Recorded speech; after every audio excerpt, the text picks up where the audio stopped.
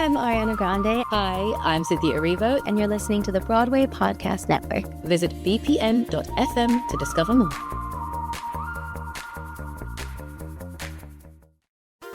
There's a cat over here.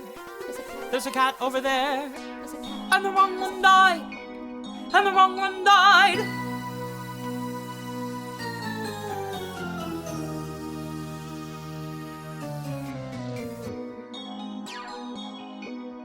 Welcome to The Wrong Cat Died, the podcast breakdown of the catastrophe. I'm your host, Mike Abrams, and today we have another amazing guest. She was on the most recent tour of Cats as a Swing, covering Bombalurina, Demeter, Rumpleteazer, Syllabub, and Tantomile. So welcome, Elana Valastro, and thank you for joining me. Thank you. Thanks, Mike. Thanks for having me. I'm excited. We are actually recording live, which is the first time we've done this in a long time besides BroadwayCon. So if the audio sounds different, that is why. But let's kick it off with my favorite first question, which is your experience with Cats before you were cast in Cats. So tell me a little bit about when you first saw it and what your experience was. I mostly remember growing up and having Cats be the butt of every joke. Like in musical theater canon, like the musical theater community, like I just feel like Cats is the butt of every single joke. And I'm sure I had seen the movie when I was young, because I remember Victoria, like I remember the white cat, and I remember Misto, I remember somebody was sparkly and turning. So I'm sure I had seen the 98 movie, and then when I was, I don't even know how old, maybe like 10 or something, I saw the tour when it came to my hometown. Okay, so you saw the 98 movie, and then at 10 years old, you saw it on tour. What city? Where are you from? That was in Burlington. Burlington, okay. Mm-hmm. So 10 is a young age to see it now, especially now that you know probably a little bit more of the backstory. Did you pick up anything as a 10-year-old, or did you just go to see dance? No, I think I just went to see the dance. I remember once again Misto. I remember the Mistopheles number being, having sort of more excitement for me as a child. I also remember there were streamers at the end, either end of Misto or end of the show, I don't remember, but there were these silver, this like confetti cannon that they shot into the audience, and I remember that feeling, being like, ooh, oh my gosh, this is so amazing. But it was literally from the confetti cannon, which we did not have in our production. No, okay. No, so I actually, like in rehearsals, I was like, ooh, are we going to shoot confetti? Because that is what I remember. So this was probably the 5th tour, I think, U.S. tour, because yours is technically the 6th. Yes. Okay, so this is the 5th tour going around. I don't know if there's any changes in that production compared. I mean, maybe little things like the confetti tour, but I don't know if they cut anything major.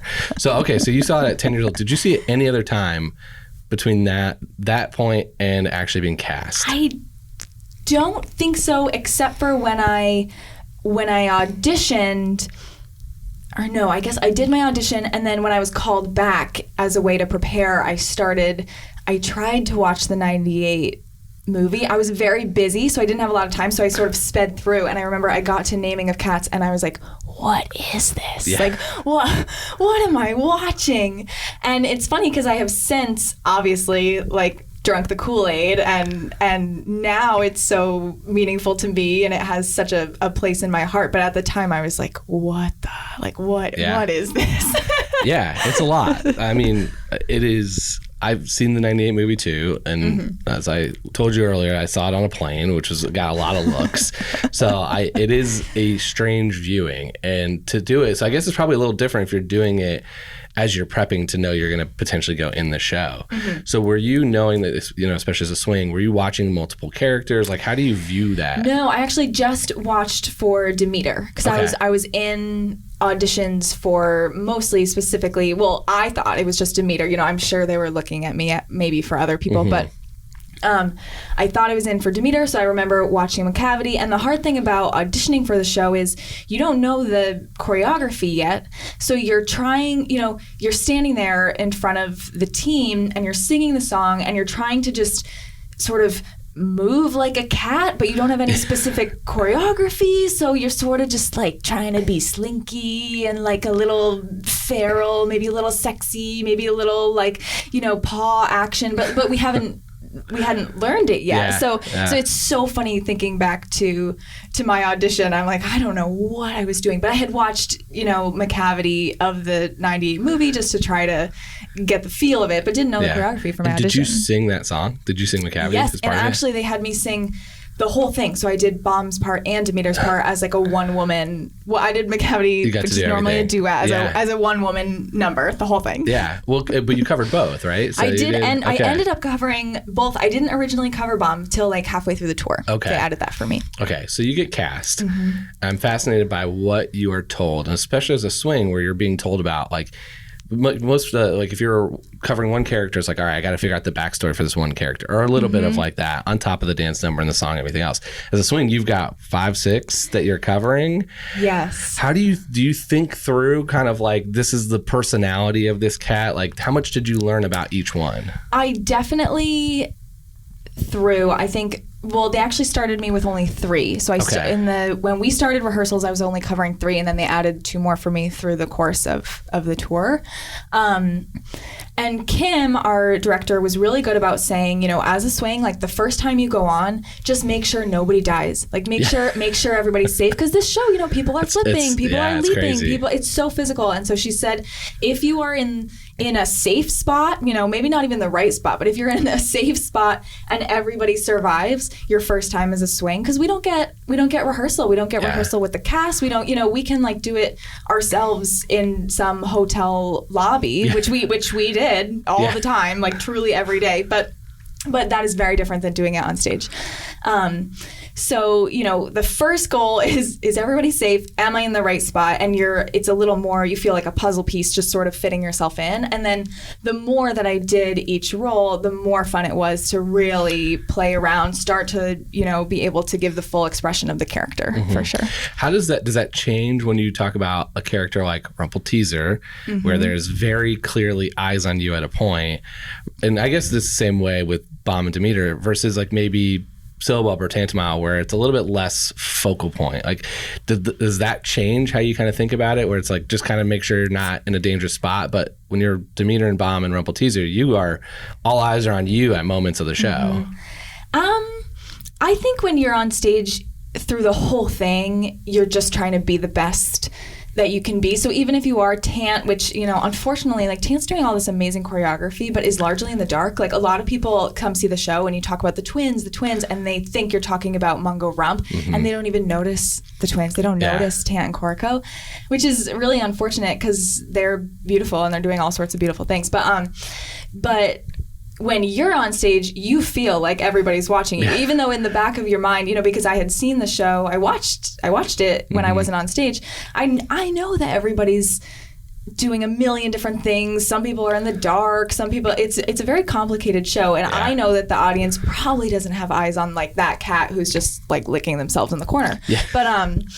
But you feel like everyone's watching you. So I think, you know, no matter what, you're trying to be the best that you can be. But yes, there was definitely more pressure for some of the characters that are more featured. Yeah, I think it's so interesting because I didn't know much about the twins when I especially first started. And as I've interviewed more cast members, I think they might be 2 of the most fascinating characters in the entire show. But it's one of those that, like, I'm not sure I could pick them out of a lineup right now. I know. And that's where no one could. It's actually so unique. Really sad. Yeah. But I have same thing. I can't. There are moments where I'm like, I can get ready and watch the 98 movie, and there are other times where I'm like, I can't do it. But I really want to watch the 98 movie and just try to follow them, which is, I think, can be a little hard because of the way they do the shooting of it. But if I ever get a chance to see it, I think it's fascinating to follow them because of the fact that they basically see stuff before it happens. So it's like they jump around, they're like very ahead of it. They're guiding things. I mean, the same way that Monk is sort of the narrator, like the twins actually impact a lot of the show, but for some reason people just don't notice. Yeah, I get it. There's a lot. There's 25, 30 cats. There's a lot going on at all times. There's no plot, so you're trying to figure it out to begin with. So I can give a little bit of a pass for the majority of the audience that are seeing it. So let's talk a little bit about who'd you go on as first? Rump. And I actually went on for Rump for our final dress. It was like our press night, final dress rehearsal. You know, they're videoing, taking pictures, like the press pictures. And I was sitting in the audience with the other swings. We had never at that point been, as swings, we had never been in full cat. So the main cast had, you know, gotten into full cat. They were in their wigs, their costumes. I had just had my first costume fitting, I think, the day before. Wow. So I literally put on the unitards for the first time the day before. final dress rehearsal. And we're sitting in the audience, and I remember I looked over to Brian and Megan, who are two of the other swings, and they were my close friends. And I said, we're watching the show happening. And I was like, I cannot imagine being up there, because at that time, I had never put on the wig. I had never felt what it felt like to be in Cat. We had never been on stage even, really. Wow. Like we had never, it was so foreign to us as swings because we hadn't experienced it yet. And they had told us that we would get swing rehearsals. We'd be, very comfortable. But at that point, we certainly were not. We were just like still sort of grasping at the choreography. And so we're watching this final press night dress rehearsal, and Mungo Rump happens, and they do the cartwheels, and they fell, and Kelly and Max, it was so scary to watch them. They they started turning, and then they just went down, and wow. And it was this absolutely horrifying moment, scary for them. And then all of a sudden Brian turned to me and he said, "I think you got to go backstage." And I was like, I should go backstage? He's like, "Yeah, you got to go backstage." And I went running backstage, and stage manager comes out, Kim comes out, they're like, "Into Cat right now." And literally 10 minutes later I was on stage. And then I ended up doing in full Cat, and then I ended up doing opening night, and I was on as Rump for the first few weeks. So you came with in halfway through the show. Yeah. It was like mid-show swing on. Yes, and poor Kelly, oh my gosh, how terrible for her to not be able to do opening night. Like she was Rump, she had rehearsed it, and then it was really sad. And yeah, it's such an interesting thing because this show is so physical and dangerous. It seems like, of all the other shows you hear, it's like you hear so many injuries. And then I mean, on tour, I don't think you had to rake stages much. I didn't know what that was until this podcast. But then I learned about that. I'm like, that seems crazy even more. But there's just so many injuries that's why there are so many swings and all this other stuff. Yeah. But so you went on. That is with so interesting. Literally no rehearsal. I'm embarrassed about my opening night performance because I had never, the show was so foreign to me. Like the Junkyard was a place at all. Yeah. It was still, I had just, the choreography was barely in my body, and we were trying to learn so many tracks, and so to then go on for opening night, obviously my performance grew the more I was Rump, but I wish, of course, that I had been able to have any rehearsal before opening night. What was that morning like before opening night? Because you got a half a show basically the night before, and then it's probably it's very real. Because I think that first night it happened so quick that you don't even get to think about it. Yeah. But you had the whole day to think about it on opening night. I definitely reviewed as much as I could. Yeah. And we did have I had a short rehearsal, maybe 1 hour with Max to just review Mungo Rump, do the feature. I had also never sung it. I hadn't had a music rehearsal, so I had never sung it with, our music director, with our conductor. I just had never done any of that. And so I had a very first rehearsal on opening day to just sort of make sure I knew everything. And then I did say something wrong. I can't remember if it was the first night or the second night, but the song starts like Mungo, Jerry, and Rumpleteazer, and I think I said or, and then the next time I said and, I was just messing up the ors and the and, which is it's not a big deal. In the grand scheme of things, it's not a big deal, but I barely knew the show at that point. Didn't know the songs or anything. This is the exact type of scenario that fascinates me because I didn't know what a swing was until I started doing more of this. And now the more I talk to swings and hear about it, it's unbelievable to me to be able to do something like that and cover so many different characters, be ready to go on in a moment halfway through. I think it is a little bit, in Cats, it's probably a little bit less noticed by the audience because everyone's in full costume, but it happens so much more than I think anybody realizes, and it's so different and unique just a part of the industry that I don't think many casual fans have any idea about. Yeah, and as a swing too, it's really hard to have a perfect show because, perfect, quote unquote, what even is that in live theater? But it's hard to have a perfect show because you don't have rehearsal with the cast. So there's so many new variables, and sometimes you make a mistake and you come off stage and you laugh and you're like, oh, haha, that was so funny. And sometimes you come off stage and you just want to cry because you're either embarrassed or you feel like everybody saw, even though nobody saw, no one in the audience knows that you made a mistake. But it is funny. There's such a range of emotion when you finish a show. You're either like, okay, like, oh, that was a funny little mistake, or it can be really, really heart-wrenching. Yeah. I mean, I think the beauty of doing it 8 nights a week or however many you do on tour, I think it's sometimes even more than that.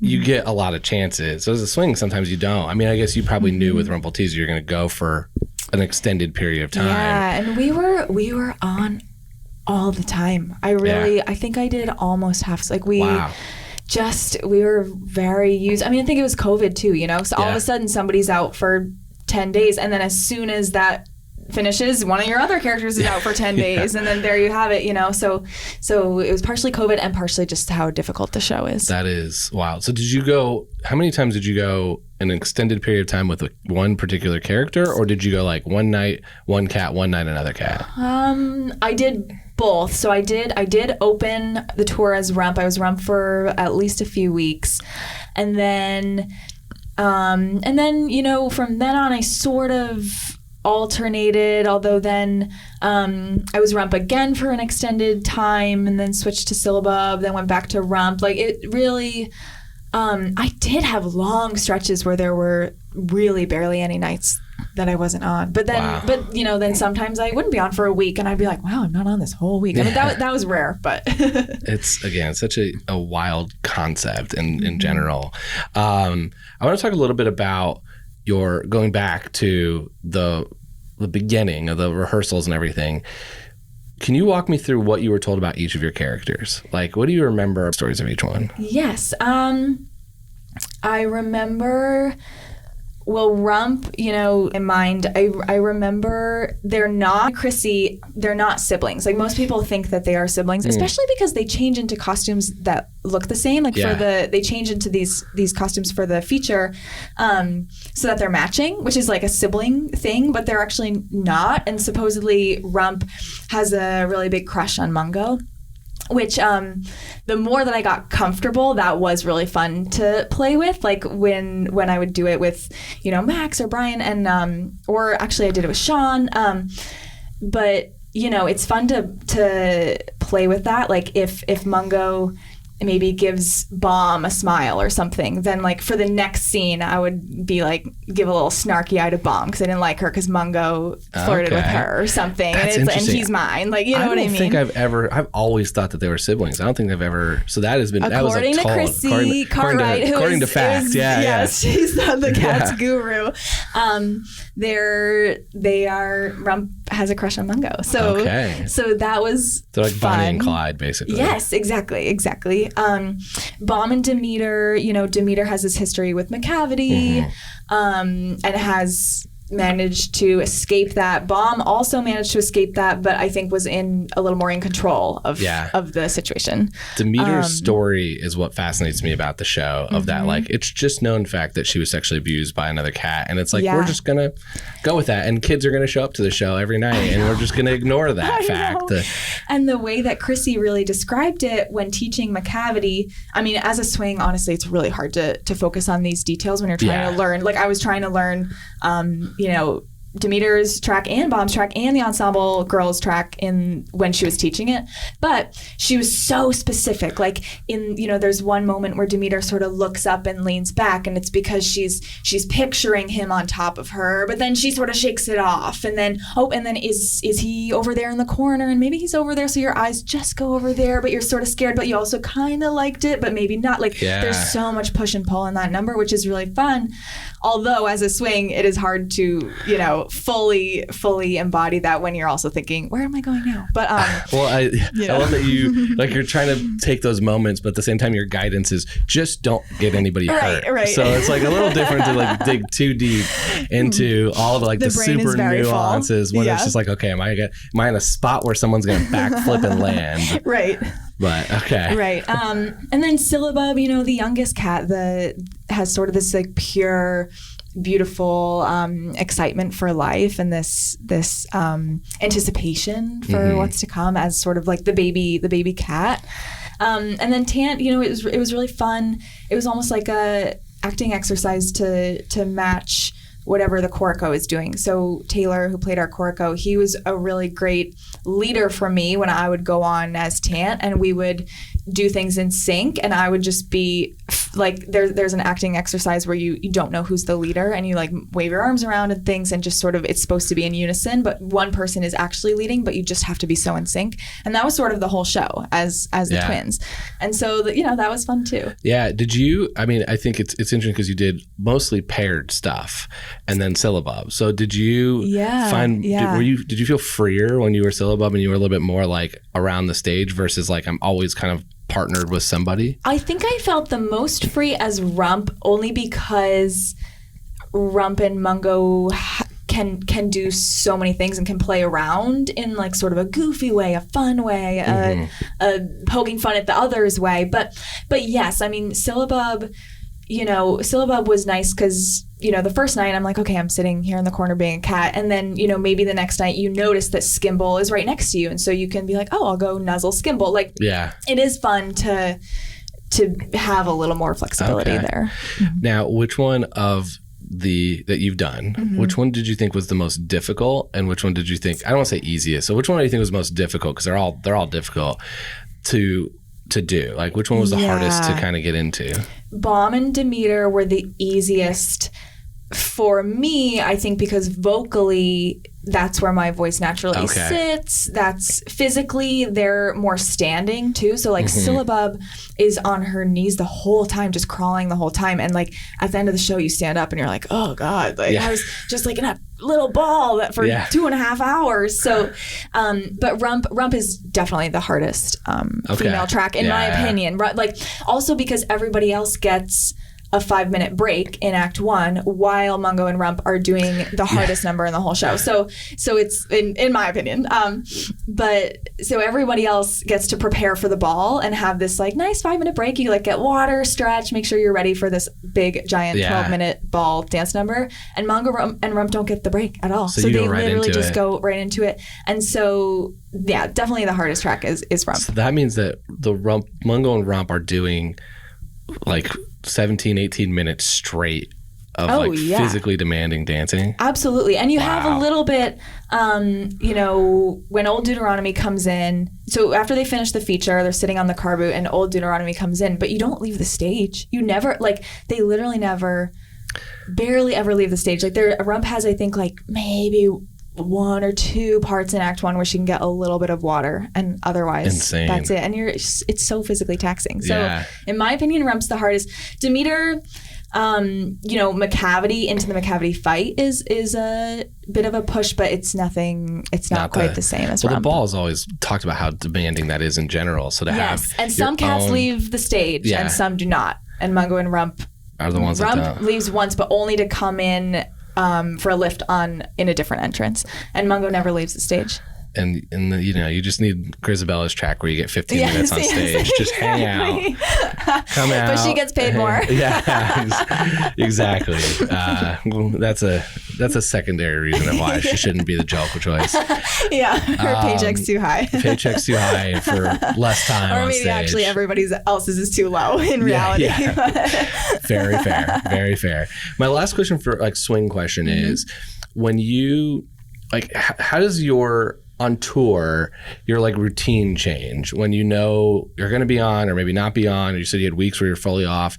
Do you have a different routine? Because I talked to a lot of people on your tour where it's this is my morning routine. I do this, I do that to make sure you keep your body and health in shape to be able to do this show every night. It's a little different when you're not always on every night. How did you prep for that? It is hard to have a routine on tour, especially because, you might have a day where you're on a bus all day long, and then you get to the theater, and if all of a sudden they're like, okay, you're on, and you didn't expect to be on the whole day, you didn't have in your brain that night. Or alternatively, if you weren't on, some of our theaters didn't have space for the swings really. So ideally we would be during the show, we would be stretching or practicing or, doing a little workout or running the show, some sort of productive time, like use of our time. And a lot of theaters we really couldn't because we didn't have the space. So, and then some theaters you have a beautiful rehearsal space and you're able to really utilize that. So that was, it is tough to find a routine. And there's also something, like if I knew I was going to be on for a full week or something, like if somebody had COVID and I'm like, okay, I'm on for the next 10 days. It's a different mindset than when it's like an hour and a half before the show and you see that the stage manager is calling you and you're like, oh God, okay. Yeah. And you answer the phone and they're like, you're in. And you have to, it's a different energy that's required to all of a sudden like flip that switch and be like, okay, I'm in, Yeah, I always compare it a little bit to I played hockey growing up and as athletes, but when your games are, and it's not like unless you're like a goalie or something, it's like or maybe basketball or some other sports where you don't necessarily go. It's like I always knew that we were going to go in and play at some capacity in that game, but I thought about like, all right, what did you carbo load before those games and stuff, and as a swing, you just don't know that if next night tonight. No. So it's just such a unique thing. Brian had one show where he hadn't really eaten and it did not go well for him. Yeah, I'm sure. Sort of passed out. So. Yeah, because it's so demanding to be able to do it. We're going to take a quick break for some messages from our sponsors, and then we'll be back for more of The Wrong Cat Died.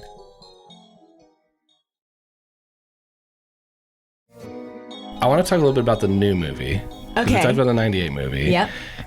I think your tour is kind of interesting in the fact that like it kind of did happen. Like there was another buzz because of the movie that the fifth tour and all these other ones didn't have to deal with, and even the revival didn't deal with. But there was after 2019 and really into 2020, there was the tour that ended for COVID, and then you all picked back up. Did you feel kind of like? Well, first of all, did you see the movie? How'd you feel about it? But then did you feel that there was some like people that maybe were there knowing that was their only introduction was maybe that 2019 movie? Yes, I have not seen the full thing. I've seen clips of it, and it is honestly very cringy to me. I mean, there are some beautiful dancers in it, beautiful actors. Like it's not their fault. I don't want to say, but like no, totally. But it's one person's fault. it's an interesting movie as far as I can tell from what I've seen. I think at some point I should watch the whole thing, but maybe under the influence, Yeah, as I say, I saw a press viewing. It was an experience. Oh, wow. And then I saw half of it again with my family, and they just were like, does it get better? And I'm like, it doesn't. No. So we stopped. Yeah. You would need some either influence or like bring some of your former cast members with you, Exactly. where you can watch kind of enjoy together. it. Yeah, I actually live with with Bree now, who played our syllabub. Okay. So we'll watch it together. Yeah. One night, have some drinks or something to make it more enjoyable. Yes. And be ready for chaos. Yeah, but there definitely were people in the audience, I think, who had that was their most recent memory, or that was their only knowledge of the show, which is bad. Interesting. Yeah. And I hope they enjoyed the stage version. I think it is meant, I mean, the 98 movie does a really good job of filming the stage version, but I think it is meant to be seen on stage. I don't think you can. My experience again, like it was 2016. I was not ready to see it. Didn't know anything about it. You were stunned. And I walked in, and I think the thing that the 98 movie and definitely the 2019 movie doesn't do justice is you just walk in and you walk into the experience. Like the junkyard is a junkyard. Like and I had really great seats the first time. So the set is fascinating and so cool and very intricate.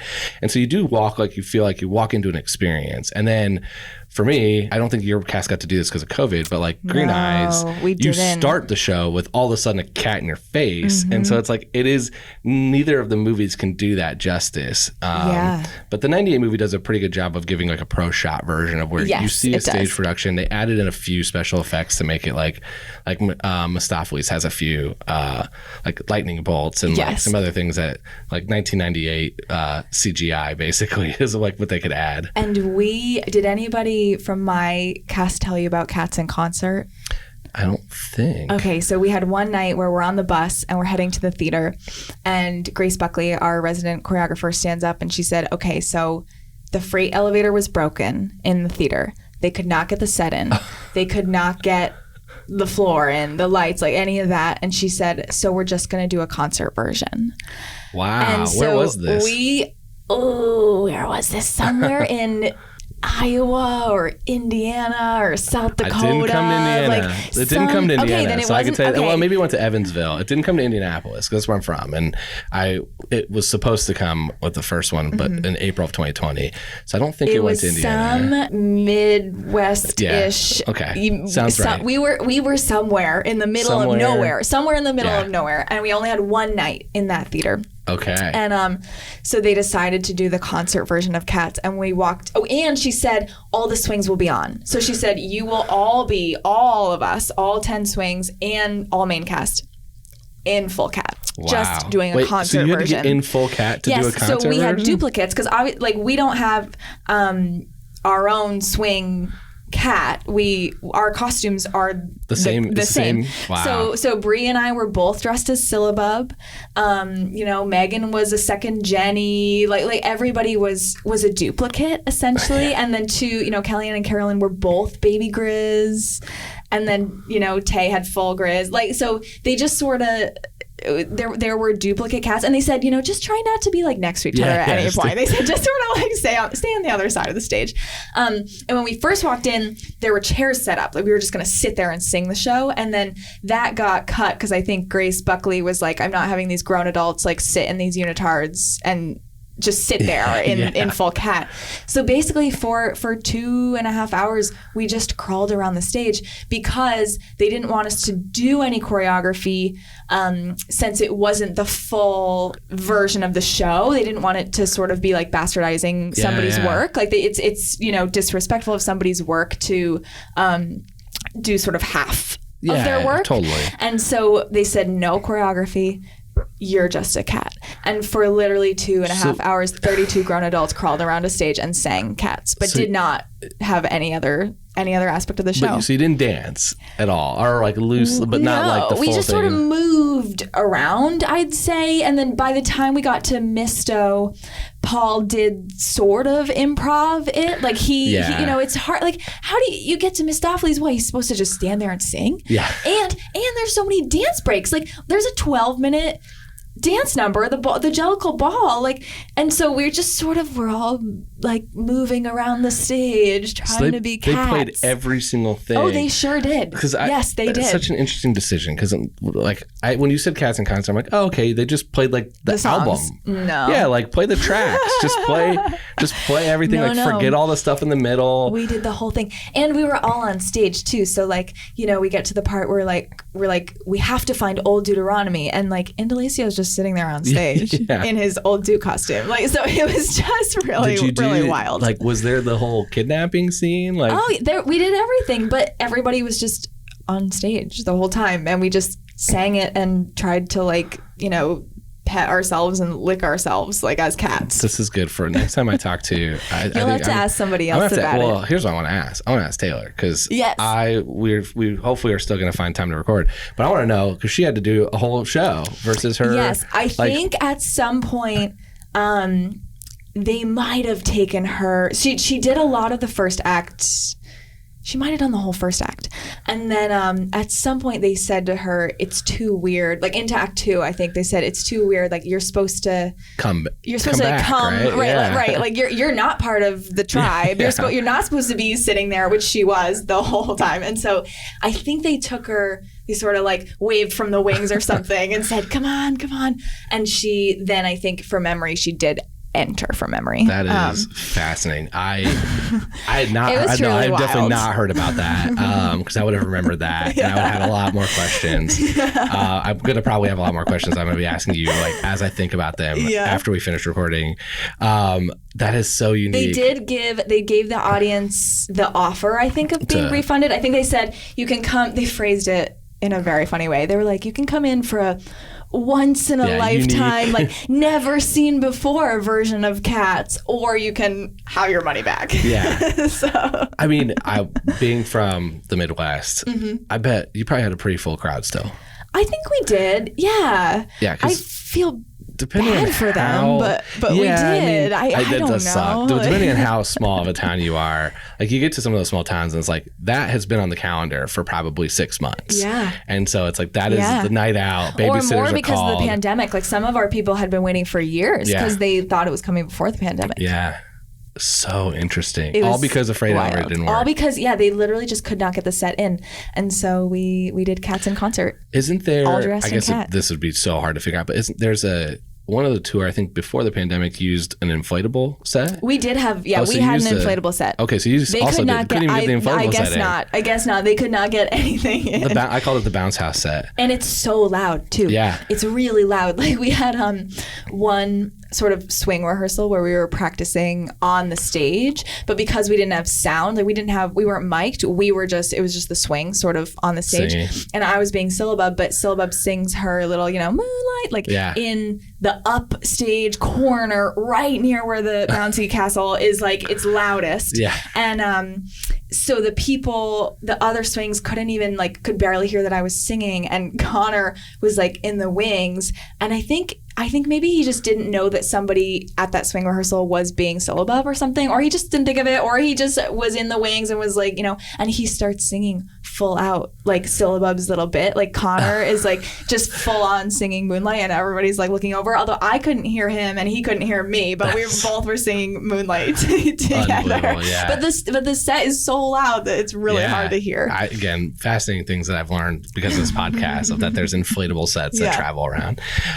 Okay, let's switch to some quick rapid fire. Okay. You played a lot of cats, but if you could play any cat anytime, forget whether it's male, female, vocal range, dance number, just if you could be one cat one time, who would you want to go on as? Ooh, I liked Demeter best out of all my tracks, but I think it would be fun to be Skimble, maybe. Skimble. People probably say that all the time. It's a wide range of answers, and it's usually someone that either says something that's like the opposite of their personality that they would just want to do, or it's like very away from their vocal range, or for something else where it'd be like, it'd just be fun to do that. So Skimble is a good answer. It's also like a crowd pleasing number. People love it. You get, there's the train, and it is. I've grown to like it. I had a scarring moment the first time because when they make the light and they shine it out into the crowd, it hit me, and I just remember being like, I don't like Skimble because of that moment. Because I'm like, I couldn't see it. It's like I was like trying to like close my eyes and get my like sight back for the next part.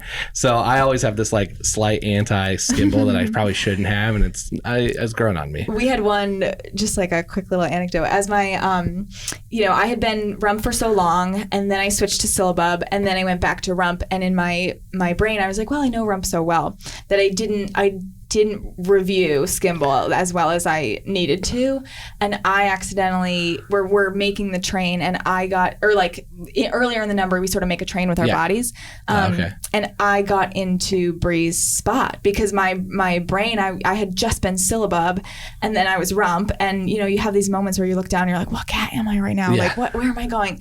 And so in my head I was like, okay, follow Vic, and I did, and all of a sudden we're standing there in this train formation, and I realized that I was wearing Rump's costume, and I had turned it into Syllabub. And Bree, the angel that she is, she just like got into Rump's spot. She was like, okay. And she just saw me in her spot, and then she went into Rump's spot, and we like finished out that portion of the choreography in our swapped spots, and just, she just went with the flow, which was, thank God she did that. But that was one of those moments where, the audience doesn't know, so it was kind of funny, but I felt bad. I was like, oh my gosh, I like forced her out of her character. Yeah, exactly. There were a few people, I don't know if they were in that particular show, but there are some Junkyard fans who would have noticed. Know. Oh, who yes. would know. They sure would. And because trust me, early on, I got called out on any error I might have said in the show of like, that's not right. I'm like, well, is it though? Because I don't think there's answers to all this stuff. Right. Who are your favorite and least favorite cat? John, who played Bustifer did an amazing job as Bustifer. I think that number could get cut. Yeah. I'm sorry. I'm pretty sure that number did get cut because there's a Royal Caribbean cruise. Yes, a shorter version. A short 90-minute version. They gonged I'm pretty sure Bustifer got cut. Yeah, in my version of Cats, he could also sort of get the boot, I think. Although, John did an amazing job. It is funny, but... I'm not talking about cast members. I'm talking about Cats. Just the character. I'm like, get rid of him. And then my favorite, what is my favorite? I do... it is cliche, but I think that Memory, the song, is famous for a reason. It really moves people. People love it. My mom has a, really beautiful connection to the song because as her mom actually was passing away from cancer, my mom and her sister sang Memory to my grandma as she was essentially dying. It's such a beautiful song, and it really, people have such strong connections to it. So there were nights where I would, we're on the sidelines for Memory, and I would be, some nights you're in it, quote unquote, a little more than others. I mean, you're always invested. You're always, you're always giving your all. But there were some nights where I was just very moved by that song, Totally. And Tay was amazing. She sounds beautiful. So, sometimes I would just sit there and I would be totally, engaged in the beauty of that song. Now, that's not to say that I think Grisabella is the best character, but she definitely gets the best song. All right, I was gonna say this is gonna get it really hard for my last question. So that is my next question. Which is your favorite song? Okay. I think Memory or Macavity. Macavity is really fun. I know. I think that's my answer right now. Yeah. But my answer's changed a bunch of times. Macavity's fun. Although Mungo Rump is fun too. Once you build up your stamina a bit, it's really fun. I'm trying to think what else. I think that's. Yeah. I like Macavity the best. You kind of covered my order of that. When I walked out of the show the first time, all that was stuck in my head was Mungo, Jerry, and Rumpleteazer. Okay. So it was that was the one I was just earworm. It's just stuck because it's they just say their names over and over again. Yes, they do. Then as I started doing more prep for this show and listen to it more, it's Macavity. Yeah. I have a beef with the Macavity song though because on the actual the cast album, it's an 8-minute version because it's got all the other stuff in there, and I'm no, I just want the song. Right. Can I cut a version where I can just listen to them singing? But when I first saw it, Memory was the only thing I knew. Yeah. And so it's it's kind of that progression too. We talked a little bit. We're recording this, and I know you said you're doing a little work at the US Open. We're recording this during the US Open. It'll come out probably after it's over. I'm curious, which cat do you think would be the best tennis player? Ooh. I have to admit, I am working at the US Open, and I know very little about tennis.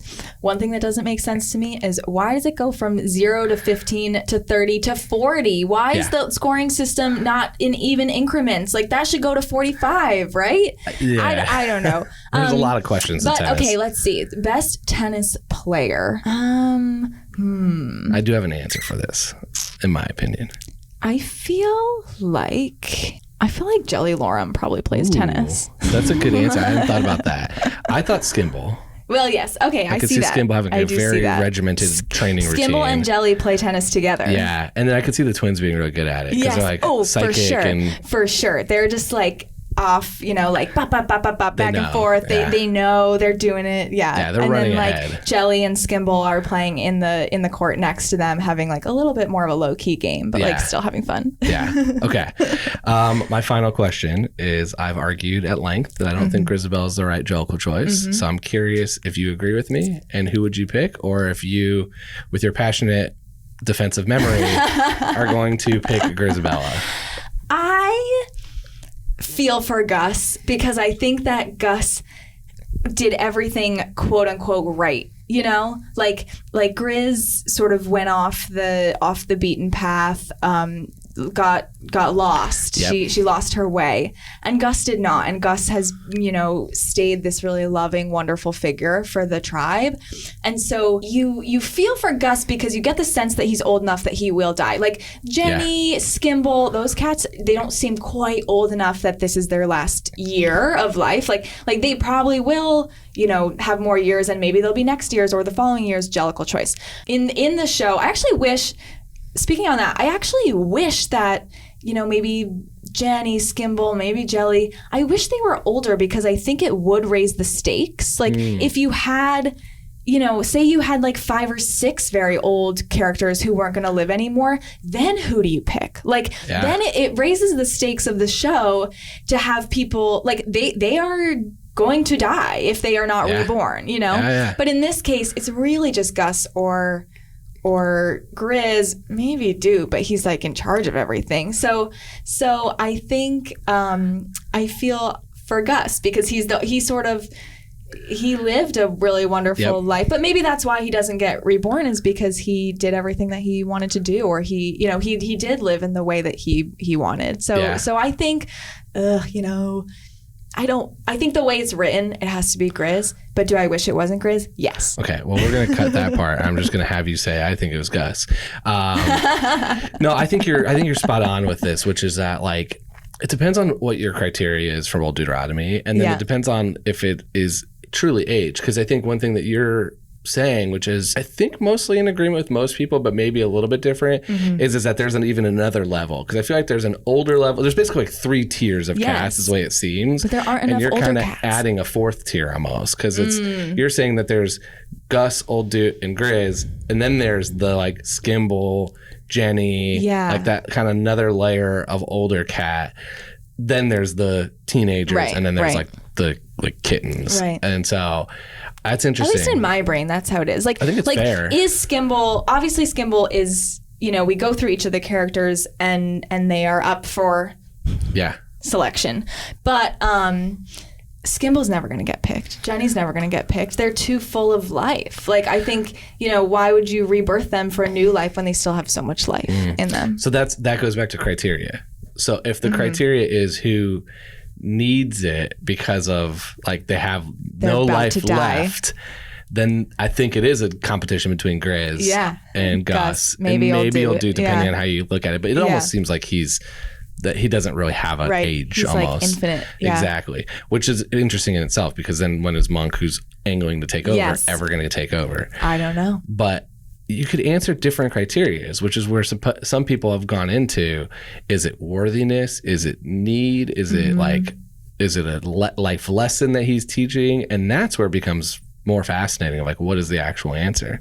So, but I like it because you said Gus. You didn't say Grizz. So I'm going to just stick with it's between the two of them and we're going to stick with Gus. We're going with Gus, but I do feel for Grizz. I don't know, My personal belief right now still is, and this has evolved over time, is that if it is need and acceptance and teaching a lesson, why are you immediately killing her? Like, why not give her a year with the tribe to be back with the family that just accepted her, and then she's next year. Right. Send her next year. But will she make it? I think, well, yeah, she's not that old, is she? I mean, in the revival, it's actually funny. In the revival, she's younger. So in the original version, she is older, and maybe then you might believe that she might not make it to another year. So that's why they need to pick her now. But in the revival version, she's 30s, which. So you're to your point, Let her live out this life then, and let her change now. Why? Exactly. So then I will say that leads me more to Gus because he's gonna die. That's exactly what this whole podcast is about. Is I'm slowly convincing everybody to be on my side here. You're pulling me over to your side. You really are. That's it. Gus and Grizz are the two most common answers for this show, and I don't disagree with it. I guess it makes sense. Although maybe throw old dude in there. He should be reborn, or maybe not. Maybe he's in his final iteration of life. I question when is his time, and how does that choice get made? I don't know, because it's separate. It's a separate question Monk's from everything else. Yeah, exactly. I think it's when Monk decides, okay, you're done. But I don't think that's a ball. I think that's gonna happen between balls. them, and then everyone will gather for the Jellicle Ball, and there'll be no old dude, and it'll just be Monk, and that'll be it. And everybody will be like, "What happened? What happened? What happened?" And cats too, exactly. And it's Monk's killing of old dude. That's the horror version of Cats. Well, the horror version. I'm quoting Brian. One of our swings. I don't know if you've seen Midsummer, the movie. He says that Cat is just the plot of Midsummer. So I've not seen it. You'll have to see it. And okay. This is your homework. Your homework. Watch Midsummer and tell me that it isn't cats. Okay. I thought the other horror I have heard is, and I forget who, somebody from the Fifth Tour, that it was the old dude, was that they're like kind of running joke is that old dude's a serial killer, and this is his way to hide it. Oh my gosh! Is that every year he can kill a different cat as a serial killer? Yeah. So that's the horror version of this as well. But I'll have to watch Midsummer now to see. I'm not a big horror film fan, so that's why I've avoided that show. Yeah, that's fair. But okay. Yeah, basically watch it. It's very culty. They gather once a year and basically decide who to kill, and that is cats. That's cats. That is cats. It's oh my god. The cats falls into so many things I haven't seen too. Because someone's it's basically a chorus line.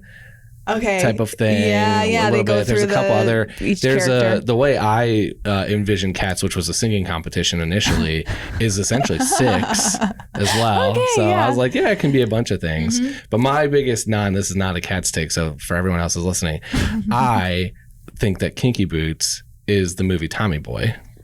If you've ever seen the movie Tommy Boy, it's like a 90s 2000 Chris Farley movie. Okay. And it's very similar of dad dies, son that was not supposed to take over the business takes over the business and saves the factory. Gotcha. And it's crazy the parallels, except for that Kinky Boots is selling super high heel boots, and Tommy Boy's selling a little more life in car parts. Yeah. And so it's very different in a sense, but the actual plot is identical. And I thought the first time I saw Kinky Boots, I'm like, this is Tommy Boy just That's funny. with a different product. That's funny. Well, I guess it's a good story. People like that story. There's only so many storylines, I guess you can write in all these things. Although I will say, Cats is an interesting one. Yes, I guess Cats is like Midsummer is like other things, but there aren't a ton of things that you can say, oh, that's Cats. Yeah, because Cats is its own beast. It definitely is. So, well, this has been super fun. How can people stay in touch with everything you're doing, social media, and all different ways? Yes, I am on Instagram as Elana Valastro. I'm on Facebook. I have my website, www.elanavalastro.com. I'm going to be doing in October a brief sort of fall contract. It's called the Circus Vampire, and we're doing a immersive Sleep No More-esque circus type thing in Massachusetts in Old Sturbridge Village. So if you're a New England person and you find yourself in Old Sturbridge Village, come to the circus. Sleep No More for non-New Yorkers. Yes, that's actually the idea of it, is bringing that immersive experience. I don't think most New Yorkers know non-New Yorkers know what Sleep No More is. Yes, well, if you don't know what Sleep No More is, it takes place in a hotel, in the whole hotel, and the audience, it's hard to call you an audience because it is so immersive, but you sort of move through the hotel. You can follow one character in their journey in the evening. You can stay in one room and watch things pass you by. You can you create your own experience, and it's never the same really twice. So the idea is to bring that type of thing more in circus form, like that. We have a lot of fire and tricks and magic, but we're bringing it to Massachusetts. So interesting. I had a very interesting experience at Sleep No More. So I might have to find my way to Massachusetts to see how that goes. Well, thank you for being an amazing guest. It's been super fun. And thanks everyone else for listening to this episode of The Wrong Cat Died, the podcast breakdown of the catastrophe. To follow along, you can subscribe on Apple Podcasts, Spotify, Stitcher, or anywhere else you listen to podcasts. Follow us on Twitter, Instagram, and TikTok at The Wrong Cat Died, or check out our website, thewrongcatdied.com.